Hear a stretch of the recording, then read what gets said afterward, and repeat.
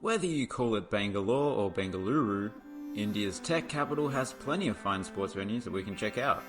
Here are the stadiums and arenas of Bangalore, India. Sri Kanteerava Stadium is situated in a rather leafy area of the city and was built on the side of a lake. Well, it was built on the site of its predecessor, which was built on the side of a lake. Well, actually, it is sort of the same stadium as the one that was built in the 40s, but it also sort of isn't. I don't know. There used to be a lake here, but they drained it. Oh god, that reminds me of that reservoir in California that has like a huge vertical drainage hole. Oh, that's the one. Nightmare fuel. I believe 1 or 2 people have actually been sucked into that. That was an early diversion back to the stadium. As I sort of alluded to, it was largely rebuilt prior to the 1997 National Games of India. Since then, it hasn't changed all that much, but there has been a recent addition of these blue and white seats in some sections, which add a touch of vibrancy. If they did the same to the rest of the seats and replaced the track with a blue one, it would completely transform the place. A bit of new plastic goes a long way. Just ask, I don't know, Gwen Stefani. Next door is Sri Kanteerava Indoor Stadium. 2 venues named after the same guy. Just like we saw in the Chennai video. It was a different guy though, obviously. Despite being much smaller, this building is a lot more eye-catching. The dome consists of 120 ribs. When designing it, they must have consulted with a frog. What should we do with this part here? Okay, and this part here? Okay, and this part here? As a result, it kind of looks like an air filter or something. When you look at it up close, it looks almost as dirty as one, but inside it's as clean as a whistle. Not a particularly clean whistle. Don't make direct contact with your lips. Just sit down and watch the futsal or kabaddi. I liked how that rib design carries over to the interior.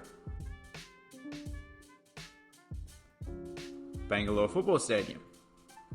Initially, the design of this stadium was set to be based off of the original Maracanã in Brazil, but due to theft, corruption, and perhaps incompetence, they couldn't achieve that goal, and had to settle for a rudimentary stadium, with no roof coverage and very few proper seats in the house.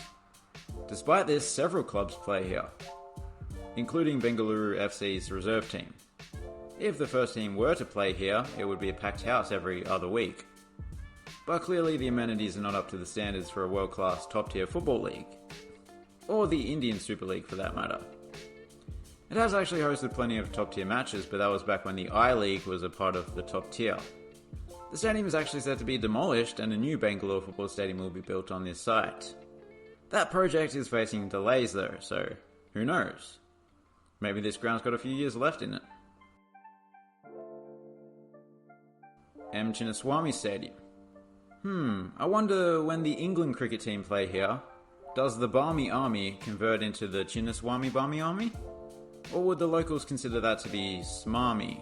I don't know what I'm saying. This was apparently the first cricket stadium in the world to generate the majority of its energy from solar panels. They are on the roof, as you would expect. The interior has a very compact, cozy look to it. That is not some sort of illusion, the dimensions are relatively small, which is why it's known as a batter's paradise, particularly in limited overs matches. In fact, in a T20 match, the batting side regularly accumulates a score that is akin to my average golf score. I always win at golf, nobody scores as high as I do. The small field has its downsides, but of course it means that the spectators are closer to the pitch, where the majority of the action happens.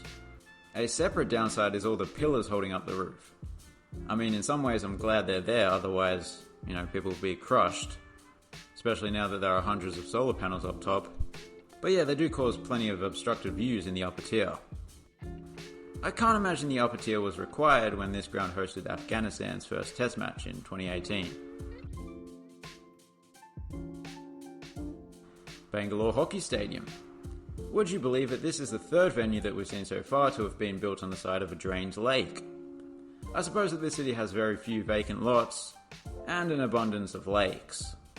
But actually the reason for the reduction of lakes in the city is that it was a way of reducing malaria back in the day. It seems to have worked, although there is still a bit of the old malaria knocking about. Oh, that wasn't a mosquito. Sorry, Cat, you sounded like a mosquito knocking about. Speaking of knocking about, hockey, that's what you do to the ball when you play hockey. This is not one of the more notable hockey venues in India, but the national team does occasionally play here. That is one elevated grandstand. Honourable mentions. Koramangala Indoor Stadium is actually pretty cool. The entire roof is made of, well, not glass, but probably a synthetic material that looks like glass, but won't shatter into 1,000 pieces like glass. So there you have it. I'd like to break with the ongoing trend, but once again, I have to pick the cricket stadium as my favourite of the bunch. Very few cricket grounds with this sort of capacity are as intimate as this one. Now it's time for Extra Time. With me today is Pradeep Pandey, Assistant to the Mayor of Bangalore, or Bengaluru, as it is now officially known. Which brings me to today's topic of conversation. Pradeep, why was the name changed from Bangalore to Bengaluru?